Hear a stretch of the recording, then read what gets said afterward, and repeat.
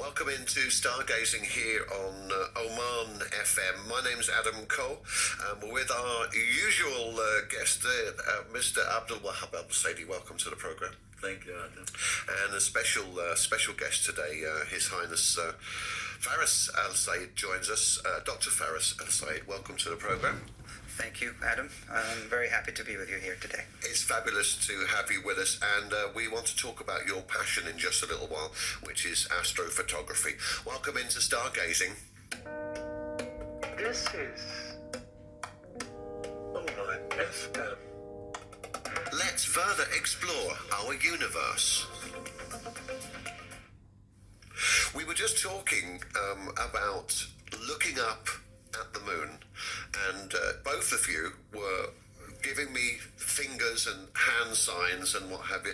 Abdul Wahab, just start off with what did this mean when you had your thumb and your finger and you were sort of putting it in the air? What is that? Well, basically, Adam, the sky, when you look up, you count, or literally, you have 180 degrees from the east horizon to the west horizon, yeah? Okay. So above your head, that's going to be 90. So if you have an equipment to measure that good, well and good. Otherwise, you can use your hand or your fingers, just to make an estimate of the degree. And this becomes really relevant, especially, when we do the moon sighting, remember? So we tend to calculate how far it is, set after the sun. So these are quite traditional, and of course, we haven't always had equipment and telescopes to look at the night sky. What was, as a rule, Your Highness, you had your finger up and you were telling me about the moon, if it's a full moon and it takes up the whole finger. Could you describe to our listeners exactly how that can be, looking at the finger and the moon at the same time? Well, as you mentioned, back in the days, we didn't have equipment, or you're out and about and you're stargazing, and different amateurs and experts use their fingers and hand to find objects. So the best way to do it is to, as Mr. Abdul Wahab said, basically you look at the night sky and you start to measure it in degrees. So your index finger is basically the width of a full moon. And that helps us spot the moon, number one, and spot things around the moon, for example. Wow. So yes, the moon is bright and we can see it. But if I were to measure, for example, Andromeda Galaxy, it's a few full moon width, if you can imagine. Correct me, Abdul Wahab, is it four? Yeah, it's about full moon. Yeah, about a few full moons width. So that's how you can measure things from your perspective as an individual. Of course, I keep on forgetting this because the reason I use apps all the time. That's a problem with technology. It is a problem, isn't it? You lose these core skills. And what I've started to do, Adam, is go back to. I consider myself still a novice astrophotographer. There's so much to discover. But what I am truly is an amateur astronomer at the basic level. What I like to do is stargaze without any equipment to start. And then I started to get the basic telescopes and optical tubes and started to avoid using technology. And I use a technique called star hopping. Okay. And what it is finding a bright object such as the moon, and then using even basic star maps and looking at constellations and finding those dim objects just by going from one star to the other. And the connection between this very basic approach to finding objects in the night sky, and that anyone can do. Even if you don't have a telescope or binos or binoculars, what you can do is look at a constellation, find a very bright star, and then from the knowledge that is available to us on paper maps, not even technology-based maps, you can start to track where the particular object of interest is. For example, Andromeda Galaxy, which is very famous. And you could use your fingers to precisely, or your hand, to precisely find how far off is that object based on the knowledge we have over the centuries. And the trick is to basically train yourself to do that. You have to go out and do it every day. I know it's a bit cumbersome for lots of people. You can point your phone and press a button and it will tell you precisely what that object is. But to tell you the truth, that sort of it's like a crutch to the brain. You need to do it the old way. Yeah. And get used to it. Yeah. Because get a real feel for exactly. it as well. It's like driving a car in a manual shift. Okay. You learn more about your car, and then you can move easily to automatic. Very much so. It's the same logic. I think this is an amazing area. It's great to have you with us, Your Highness, today, and bringing in so much more. Abdul Wahab and we've discussed the equipment a number of times, and we've been looking at the apps. I think one of the apps, which is a very good entry level app, was the Star Walking, which was very good. In a little while, I wondered if we could talk a little bit more about some of the equipment, but it's great going back to these grassroots levels, because before we have anything, we just have ourselves and this wonderful world that we all live in. I know from my perspective as a musician, we didn't have guitars and saxophones when we were cave people. We were banging sticks or bones on the ground, and we were chanting and what have you, and then music has developed over the years. So in exactly the same way that technology has brought on astronomy and astrophotography, which I think is more of our topic today. Stargazing. Amazing facts about space. Stargazing. NASA can convert plasma waves, radio waves, and magnetic fields into audio tracks and listen to what's happening in space. They record all kinds of intriguing sounds, from beeps to ambulance-like howls. At the same time, space itself is an eerily silent place. There are some sound waves and vibrations, but people can't perceive them. Amazing facts about space. Stargazing. Can you remember, Abdul Wahab, your aha moment years ago when you were a kid that made you want to keep looking up to the night sky? I think there are many incidents. I mean, I think I mentioned on this very show that when I was around 8 years old, I will walk to school, in the morning.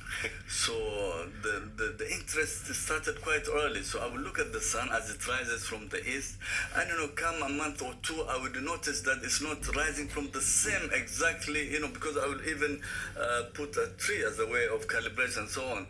So I went and asked my father, Dad, I see the sun is not rising exactly from the same location as it did like in summer. So he'll explain to me, that from the Quranic point of view, there is like Rabbul Mashriqaini, there are two east and so on. So it started way back, and even maybe we'll talk about solar astrophotography, whether that's possible or not. And so as I started very young and started with the sun, and of course later on the moon and so on. Very, very good. We'll take a short little break here on Stargazing, and we'll be back once again, myself, Adam, and Abdul Wahab Al-Saidi, and our special guest, Your Highness, Dr. Faris Al-Said, with us here in the studios of Oman FM today. Amazing facts about space. The first person on the moon was Neil Armstrong. It was during the Apollo 11 mission where they were going to attempt to land 2 men on the moon. Alongside Neil Armstrong was Buzz Aldrin. They first stepped onto the moon on the 20th of July back in 1969. Neil Armstrong said the famous words. It's one small step for man, one giant leap for mankind. Amazing facts about space. Stargazing. This is Oman FM. Your Highness, Dr. Faris, astrophotography. This is a newish word for me. I've only really started to think about this in the last year or so. But how different is astrophotography to the photography we all know and these days with our phones love? Great. It's funny you mentioned phones, because phones today have sort of surpassed a lot of the old generation cameras in capturing the night sky. Because of all the AI technology embedded, the fancy lenses, and the better sensors, our phones can actually detect a lot of the stars at night. They're very good at low light exposures. The core difference between the regular, terrestrial everyday photography and astrophotography is we are always shooting for or trying to capture light from dim, faraway objects, with the exception of the moon and the sun. They're the brightest objects, obviously, in the day and the night sky. And one thing people tend to forget, we can shoot stars or the star, our own star, the sun, in daytime. That's a special condition. So you don't have to be doing all your astrophotography at night. Some people call it solar system photography because which is the sun. The sun is a star, and it's an amazing star. It's close to us. Of course, we have to adhere to safety standards, using the proper equipment, the proper protocols, for example, solar filters, making sure we don't look at the sun without any protection. Sure. Not just any solar glass. It has to be quality solar glass made specifically for the eclipse and spotting the sunspots on the sun. If I could just just interject there, though, and this is a very good thread. Just as a special bit of a warning to people, a lot of people think that when there's an eclipse or something going on up there with the sun, that they can actually look at it, but there's all these old I don't like to use the expression, but old wives' tales, if you like, that you could put two sets of sunglasses on and look to the side and things like that. But I think that perhaps good advice would be not to do it that way for damage to the eyes. That's exactly true, and I think Abdul Wahab would agree with me. You should never look at the sun, even on a regular day, even on a hazy day, where you get the natural filter or sort of reduction, what photographers would call ND filter, because of the thick clouds. You should always be careful. And the reason we wear sunglasses is not to look at the sun, but to protect our eyes from UV rays, and also to help dim the glare so we don't have to squint, because obviously with time your eyes get affected with all that energy that's coming. So that's on a regular day. Looking at the sun directly can damage your eyes 100%. Even at sunset, we have to be extremely careful.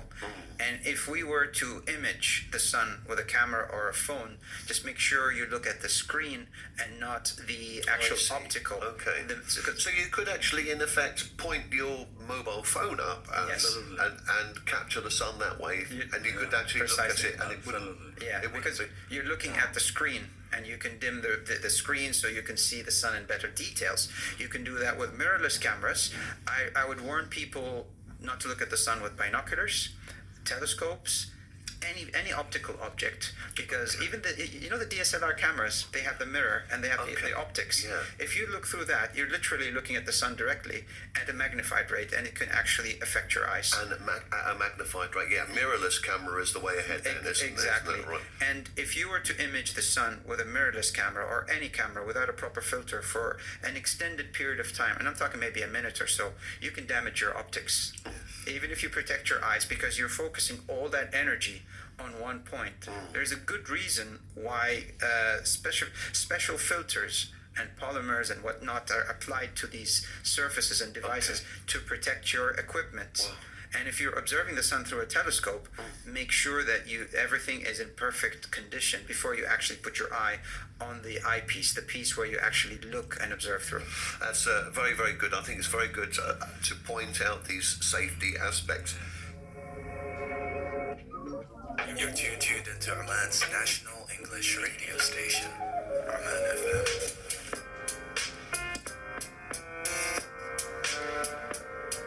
Stargazing.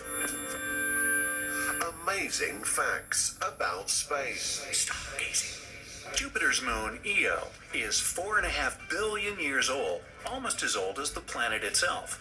It's one of the very few bodies in the solar system with active volcanoes. And these volcanoes are powerful enough to produce spectacular views that are later captured by Earth's telescopes. Oh, by the way, Io is named after a legendary maiden who was loved by the Greek god Zeus.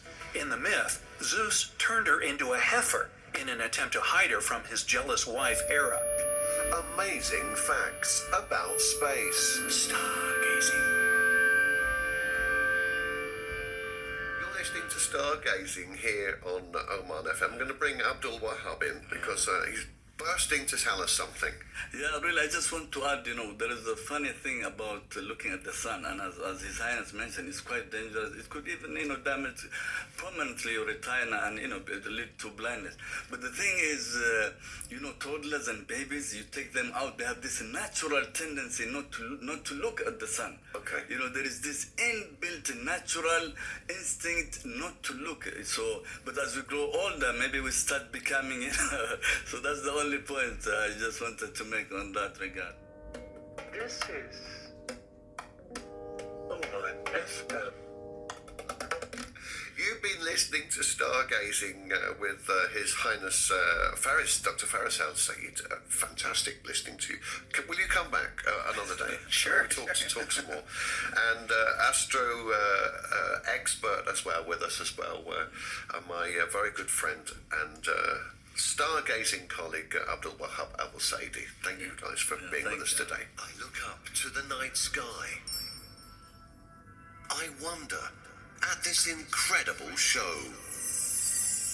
Is that a falling star? Or is it a comet? What is a black hole? Let's further explore our universe. Learning more about our universe could help teach us more about ourselves. Learn about how huge our universe is. Comets, supernovas, black holes, and much more with Abdul Wahab Al Basaidi on Stargazing, presented by Adam Cole for Oman FM English.